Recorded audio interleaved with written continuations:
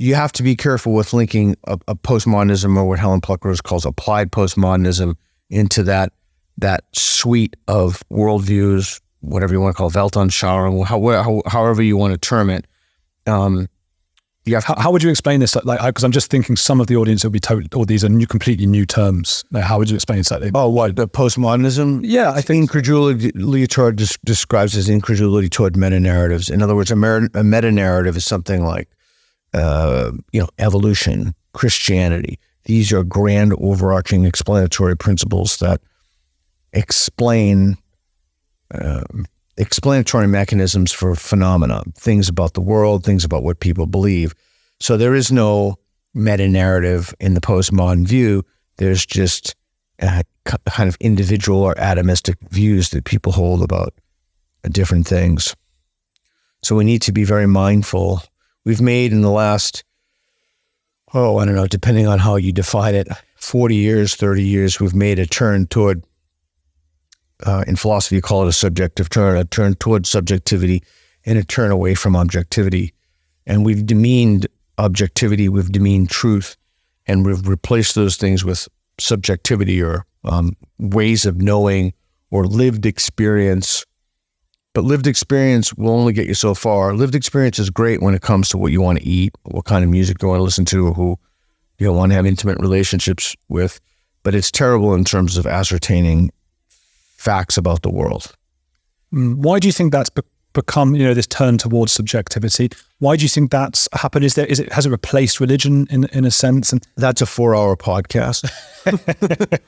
Yeah. We have moved towards it, haven't we? I mean, I've said this, I keep saying this at the moment, because one of a very funny, I keep forgetting his name, Ryan Long. Do you know Ryan Long, the comedian, Canadian? Oh, yeah. He did a great one the other day about pretending to be an actor who has to decide whether he wants to post a pro-Israel or a pro-Hamas or pro-Palestine Twitter post or whatever. And he's like, should I post this, or who's going to agree with this? Let's see what the UN has to say. And the UN said, trans lesbians are lesbians. That's what they had to say about the whole thing.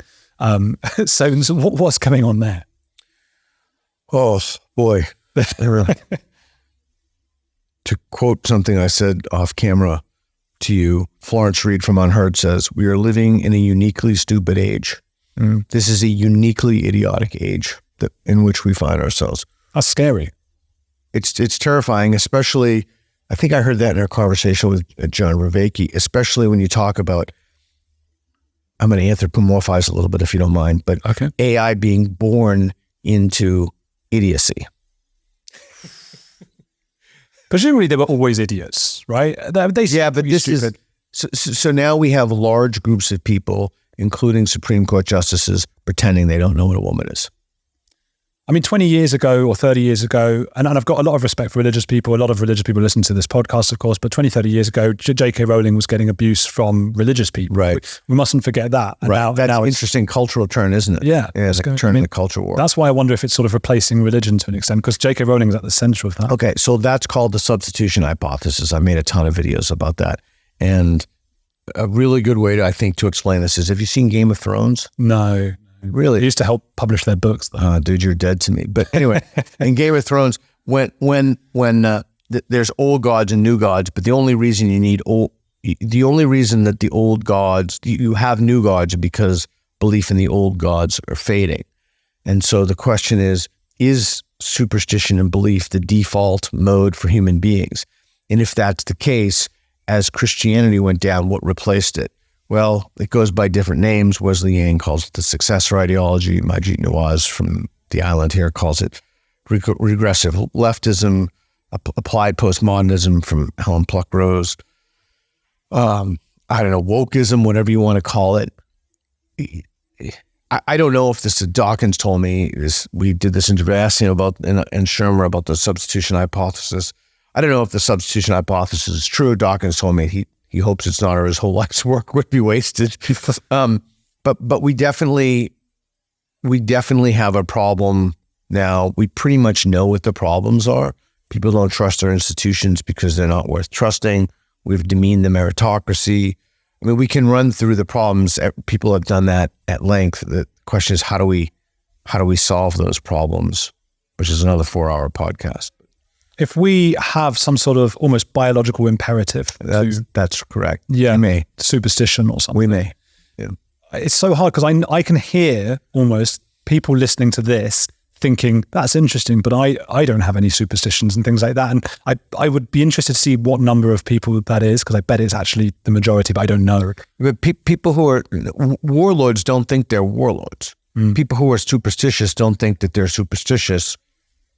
They think that they have evidence for their beliefs. That's one of the things I think that the atheist miss in the atheist Christian debates, is that atheists would say, well, they have, Christians or religious people in general, they have no evidence for the beliefs. But virtually nobody thinks they have no evidence for the things they believe. They think they have evidence, but people who don't adhere to that framework think that the evidence that they think they have is not sufficient to warrant belief in the claim. Certainly not sufficient to warrant strength of the belief in the claim. That's why putting people on those mats. Belief is not binary. It's not on, off. It's not ones and zeros. There's a spectrum of belief. And part of the problem, it's an ancient problem, is that we find, even look at the terms, a person of conviction. We find that if somebody is a man of conviction, then that has a moral valence to it. It's like a positive moral thing.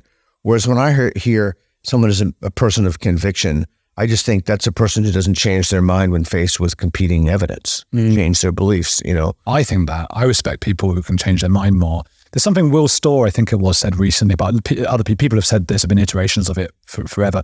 But I feel very, confident in my convictions, the ones I do hold at the moment. They all seem to be right to me, whether it be about abortion or this or that, the topics of the day.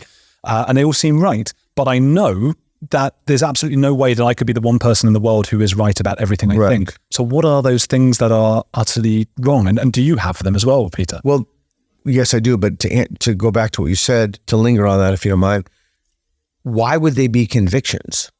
Well, beliefs then. Or then they're beliefs, yeah. Yeah. So I think we can improve our collective epistemic situation, our collective situation of knowledge, if we just got rid of thinking, if we just framed it in terms of beliefs instead of conviction.